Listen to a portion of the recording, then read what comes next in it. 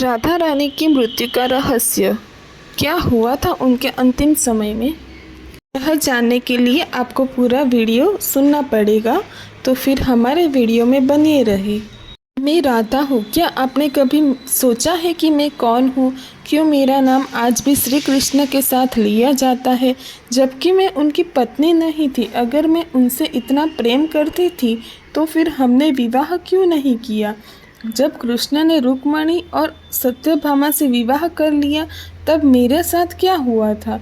क्या मैं उन्हें भुला पाई थी? क्या उन्होंने कभी मुझे याद भी किया था? और सबसे बड़ा सवाल, जब कृष्ण द्वारिका चले गए तब मेरा जीवन कैसा था? मैं आपको अपनी कहानी सुनाने आई हूँ। एक ऐसी कहानी जो प्रेम से जन्मी, भक्ति से पली बढ़ी और त्याग में पूर्ण हुई। मैं वह हूँ जो कृष्ण की बांसुरी की हर धुन में बसी रही, लेकिन उनके जीवन का हिस्सा कभी न बन सकी। वह हूँ जिसने कृष्ण को पाया फिर भी खो दिया। मैं वह हूँ जो हर भक्त के मन में जीवित हूँ, लेकिन अपने जीवन में अकेली रही। क्या आप मेरे साथ मेरी इस यात्रा पर चलेंगे, जहाँ मैं अपने जन्म से लेकर अपने अंतिम क्षण तक की कथा आपको स्वयं सुनाऊंगी? तो फिर सुनते हैं अध्याय 1। मेरा जन्म और बचपन। मैं राधा हूँ। मेरी कहानी एक रहस्य है जिसे शब्दों में नहीं बांध सकते। यह जीवन, यह प्रेम, इसका कोई आदि और अंत नहीं होता। मैं कैसे जन्म ले सकती थी, यही सवाल हमेशा मेरे मन में था। लेकिन शायद यह संसार को एक कथा सुनानी थी, इसलिए मैं प्रकट हुई माँ कीर्ति और पिता वृषभानु के घर। प्रेम और करुणा बनकर मैं आई। जब पिता ने मुझे पहली बार देखा तो उनकी आंखों में एक खास चमक थी। उन्होंने कहा, यह कोई साधारण बच्ची नहीं है, देवी का रूप लगता है। मेरी आंखें बंद थी, पर दिल में एक अनोखा एहसास था। मैं एक साधारण बच्ची नहीं थी। यह बात मेरे माता पिता को जल्दी समझ में आ गई थी। घर में खुशी का माहौल था, लेकिन माँ चिंतित थी। दिन बीतते गए पर मेरी आंखें नहीं खुली। फिर एक दिन नंद बाबा और यशोदा माँ हमारे घर आए और उनके साथ एक नन्हा बालक था, श्याम वर्ण मुरलीधारी। जैसे ही वह मेरे पास आया, मेरी आंखें स्वतः खुल गई। यह मेरे लिए कोई चमत्कार नहीं था, बल्कि मेरे जीवन की अनिवार्य घटना थी, क्योंकि मेरी आंखें तभी खुलनी थी जब मैं अपने प्रिय को देख सकती। बचपन में मैं जैसे कोई साधारण बच्ची नहीं थी। मैं नदी के पास खड़ी रहती तो मुझे जलधारा में कृष्ण की छवि दिखाई देती। फूल चुनते हुए अनायास ही मेरे हाथ माला गूंथने लगते। मेरी सखियाँ मुझे देखती, राधा तेरा मन कहाँ खो जाता है? और मैं बस मुस्कुरा देती, क्योंकि मेरा मन कहीं खोता नहीं था। वह तो पहले से ही कृष्ण में समाया हुआ था। एक दिन जब मैं यमुना तट पर खड़ी थी तो पहली बार बांसुरी की धुन सुनाई दी। वह स्वर जैसे मेरे भीतर समा गया। मेरी आंखें बंद हो गई और दिल में एक अजीब सी अनुभूति जाग उठी। तभी पीछे से एक हंसी गूंज उठी। क्या देख रही हो राधे? मैंने मुड़कर देखा। वही मोर पंखधारी, वही कजरारी आंखें, वही मनमोहक मुस्कान। कुछ नहीं, मैंने धीमे से कहा, पर वह क्षण मेरे लिए जीवन का अनमोल पल था। तब मुझे समझ में आया कि मेरा जीवन एक दिशा में बहने जा रहा था और वह दिशा कृष्ण की ओर थी। जब लोग मुझसे पूछते हैं, राधा तो कौन थी, तो मैं बस यही कहती हूँ, मैं प्रेम थी, मैं भक्ति थी, मैं त्याग थी, और मैं वही हूँ जो कृष्ण के बिना भी कृष्ण में समाई रही। अध्याय 2। मेरा प्रेम और रासलीला। प्रेम क्या है, यह सवाल हर किसी के मन में उठता है। कुछ लोग इसे पाने की इच्छा मानते हैं, तो कुछ लोग इसे त्याग की भावना कहते हैं। लेकिन मेरे लिए प्रेम कोई रूप नहीं था, वह तो बस कृष्ण थे। मैं यमुना तट पर खड़ी थी, जल में अपने प्रतिबिंब को देख रही थी। तभी वहाँ हवा में बांसुरी की मधुर धुन सुनाई दी। मेरे मन में एक अजीब सी तन्मयता समा गई। मैंने जान लिया कि वही कृष्ण है मेरे लिए, मेरे श्याम है।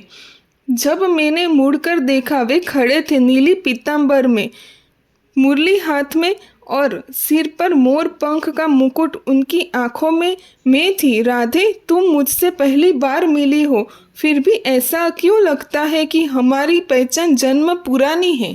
कृष्ण ने मुस्कुराते हुए कहा, मैं कुछ नहीं कह पाई, बस मन ही मन महसूस किया कि प्रेम की कोई शुरुआत नहीं होती, बस वह बहता रहता है। युगों तक वृंदावन में पूर्णिमा की रात होती और श्री कृष्ण अपनी मुरली से हर गली में प्रेम से भर देते। जब वे बांसुरी बजाते तो ब्रज की हर गोपी बंधन तोड़कर उनके पास चली आती, लेकिन मैं बंधी हुई थी, फिर भी सबसे मुक्त थी। मैं उनके सबसे करीब थी, फिर भी उनसे दूर थी। रासलीला केवल नृत्य नहीं थी, यह आत्मा और परमात्मा का एक मिलन था। कृष्ण के साथ नृत्य करने वाले हुए मुझे ऐसा लगता था जैसे समय ठहर गया हो, लेकिन यह प्रेम साधारण प्रेम नहीं था, यह सांसारिक प्रेम नहीं था, यह आत्मा और परमात्मा का मिलन था। लोग हमें देख रहे थे लेकिन वे हमें समझ नहीं पाए। राधा, तुझे कृष्ण से इतना प्रेम है तो उनसे विवाह क्यों नहीं करती? मेरी सखियां मुझसे पूछती, मैं बस मुस्कुरा देती। वे नहीं समझ पाते कि प्रेम को कोई विवाह के बंधन की कोई ज़रूरत नहीं है।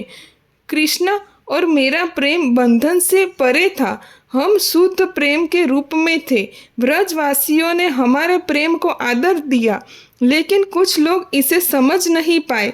वे कहते, राधा, तेरा प्रेम तो अजीब है, यह ना पाने की चाह रखता है ना अधिकार जताता है, लेकिन तेरा प्रेम अधिकार से परे है। कृष्ण पहले से ही मेरे भीतर समाये थे और मुझे उन्हें पाने की कोई इच्छा नहीं थी। फिर वह दिन आया जब कृष्ण को मथुरा जाना पड़ा। कंस के अत्याचार को समाप्त करने के लिए मुझे पता था कि यह एक दिन जरूर आएगा कि कृष्ण यहाँ से जाएंगे, लेकिन मेरा हृदय इसे स्वीकार नहीं कर पा रहा था। जिस दिन कृष्ण ने विदाई ली, मैं यमुना किनारे अकेली खड़ी थी। हवा में उनकी बांसुरी की धुन नहीं थी, वृंदावन की गलियों में उनका हंसी का स्वर नहीं था। सब कुछ वैसा ही था, फिर भी कुछ भी पहले जैसा नहीं था। मैंने उन्हें रोका नहीं, क्योंकि प्रेम कभी बंधन नहीं होता। लेकिन जब वे चले गए तो मेरा मन मानो ठहर गया। वृंदावन वही था, लेकिन राधा नहीं थी। अध्याय 3, मेरा त्याग और विवाह का रहस्य। मुझे आज भी याद है जब एक सखी ने मुझसे पूछा था, राधे, तुम कृष्ण से इतना प्रेम करती हो तो फिर तुमने उनसे विवाह क्यों नहीं किया? मैंने उनकी आंखों में देखा और हल्की मुस्कान के साथ कहा, क्या प्रेम के लिए विवाह आवश्यक होता है? वह मेरी बात नहीं समझ पाई, जैसे आज भी संसार इसे नहीं समझ पाया है। हमारा विवाह क्यों नहीं हुआ? प्रेम तो मैंने किया, लेकिन अधिकार नहीं जताया। प्रेम को संसार के बंधन में बांधना कभी मेरा स्वभाव नहीं था। मैं जानती थी श्री कृष्ण केवल मेरे नहीं थे, वे समुद्र जगत के थे। उन्होंने कई विवाह किए, लेकिन क्या सच में वे उनसे बंधे थे? उनकी प्रत्येक पत्नी ने उन्हें पाया, लेकिन क्या वे किसी की एकमात्र संपत्ति बन सके? कृष्ण किसी के होकर भी किसी के नहीं थे, वे सागर की तरह थे। हर नदी उनके पास जाती थी, लेकिन सागर किसी एक का नहीं होता। रुक्मणी और सत्यभामा के बीच मेरी स्थिति। जब कृष्ण ने रुक्मणी से विवाह किया तो लोगों ने मुझे पूछा, अब तुम क्या करोगी राधा? मैंने मंद मंद मुस्कुरा कर कहा, कृष्ण मेरे थे, मेरे हैं और मेरे ही रहेंगे। विवाह से प्रेम समाप्त नहीं होता और विवाह के बिना प्रेम अधूरा नहीं होता। रुक्मणी, सत्यभामा, जामवंती, वे सभी कृष्ण के साथ थी, पर मैंने कभी उनकी निकटता से ईर्ष्या नहीं की, क्योंकि जो प्रेम बंधन से परे होता है उससे जलन कैसी। मैं कृष्ण को किसी और से बांट रही थी, क्योंकि वे मुझसे कभी अलग ही नहीं हुए थे। क्या मैंने किसी और से विवाह किया? समय बीतता गया, समाज ने मेरे प्रेम को नहीं समझा। उन्होंने मेरे लिए भी एक नाम खोज लिया, अयान। कुछ कथाओं में कहा गया है कि मेरा विवाह यान अभिलाष व्यक्ति नामक व्यक्ति से हुआ, पर क्या कोई बता सकता है कि राधा के मन में कृष्ण के अलावा कभी कोई और आया है? क्या प्रेम में तन का बंधन इतना महत्वपूर्ण होता है कि आत्मा के प्रेम को अनदेखा कर दिया जाए? मैंने श्री कृष्ण को अपने हृदय में अपनाया था, विवाह के बंधन से नहीं। प्रेम का सबसे बड़ा त्याग, एक दिन वृंदावन की गलियों में मैंने कृष्ण को अंतिम बार देखा था।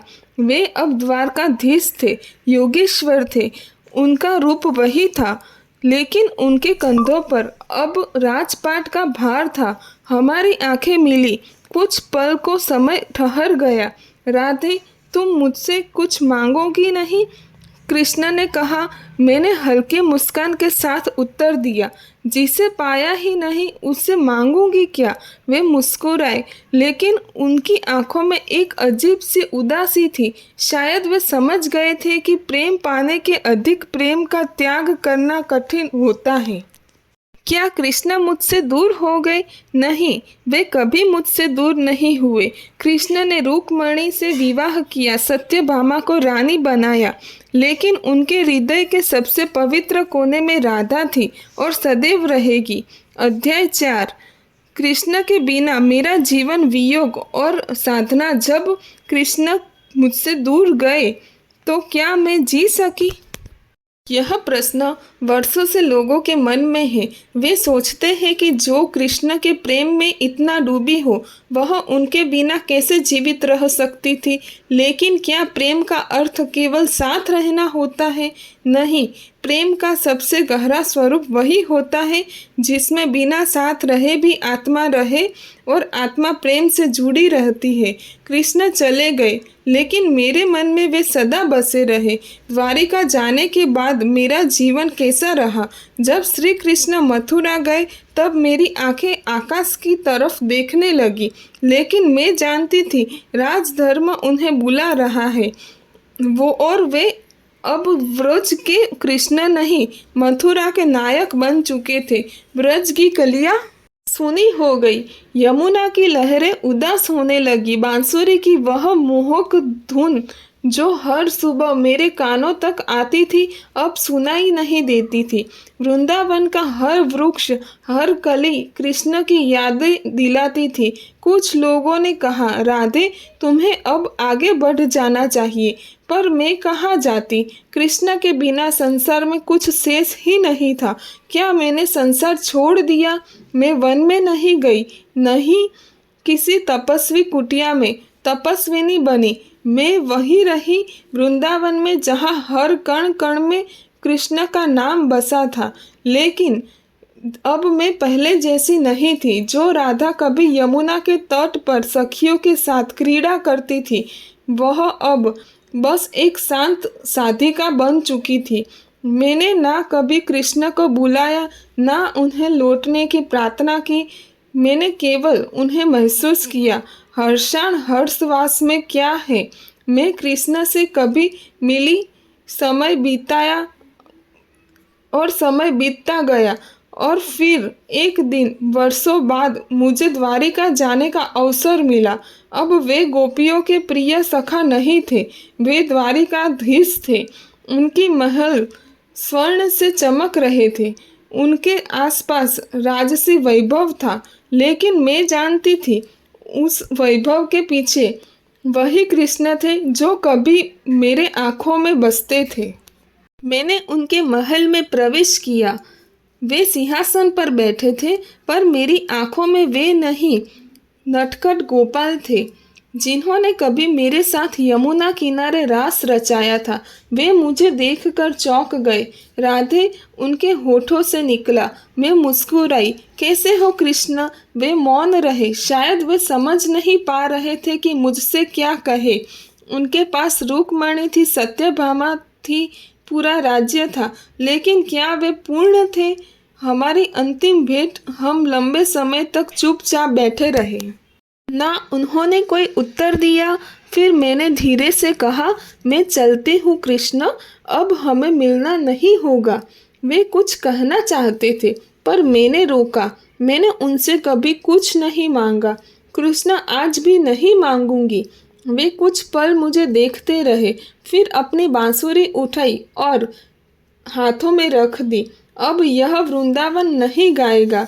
राधे, मैंने बांसुरी को देखा, फिर उनकी आंखों में वृंदावन अब भी गाएगा। कृष्ण, जब तक प्रेम रहेगा तब तक तुम्हारी बांसुरी बजेगी। मैं मुड़ी और चली आई। द्वारिका पीछे छूट गई, लेकिन कृष्ण वे कभी पीछे नहीं हटे।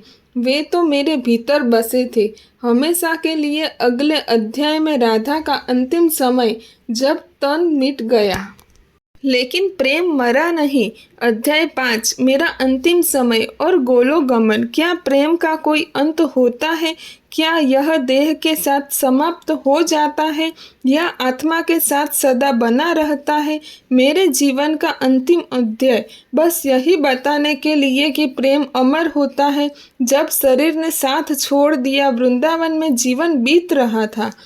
अब मैं पहले जैसी न थी। शरीर कमजोर हो गया था, आंखों की रोशनी धुंधली पड़ने लगी थी, लेकिन मन वह आज भी कृष्णा में उतना ही डूबा था जितने पहले था। एक दिन जब सूरज ढल रहा था, मुझे एहसास हुआ कि अब वह समय आ गया है जब मुझे लौटना होगा कृष्णा के पास हमेशा के लिए। पर मैं उनसे मिले बिना नहीं जा सकती। कृष्णा से अंतिम भेंट संदेश भेजा गया कि वृंदावन की एक साधारण गोपी, जिसे कभी राधा कहा जाता था, द्वारिका से श्री कृष्ण को मिलना चाहती है। वे आए, पर अब वे वही कृष्ण नहीं थे जो कभी मेरे लिए बंसी बजाया करते थे। समय ने उन्हें एक राजा बना दिया था। उनके सर पर मुकुट था, शरीर पर राजसी आभूषण, लेकिन उनकी आंखों में वही पुराना प्रेम था। राधे कह के उन्होंने मुझे बुलाया और मैं मुस्कुराई। अब तुम्हें अपनी राधा की पहचान भी है? कृष्ण मेरे हाथ को थाम लिया। उनके स्पर्श में वही अपनापन था जो बचपन में था। मुझे एक आखिरी चीज चाहिए कृष्ण, मैंने कहा। जो चाहो राधे, उन्होंने उत्तर दिया। मुझे तुम्हारी बांसुरी की धुन सुनकर जाना चाहती हूँ। कृष्ण चुप रहे। वर्षों से उन्होंने बंसी नहीं बजाई थी, पर उस दिन उन्होंने फिर से उसे होठों तक रखा। बांसुरी की धुन बजी और मेरे भीतर कुछ टूट कर बिखर गया। वह प्रेम, वह प्रतीक्षा, वियोग, सब अब समाप्त होने वाला था।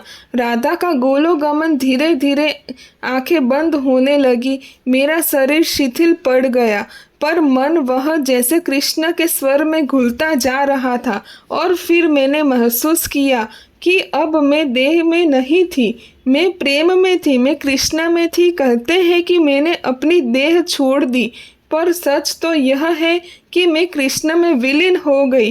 राधा और भक्ति का संदेश आज भी लोग पूछते हैं। राधा कौन थी? क्या वह केवल एक गोपी थी या कृष्ण की आत्मा और आत्मा का एक अंश थी? सच तो यह है कि जब तक प्रेम है तब तक राधा है, जब तक भक्ति है तब तक राधा है, और जब तक कृष्ण का नाम लिया जाएगा तब तक राधा अमर रहेगी।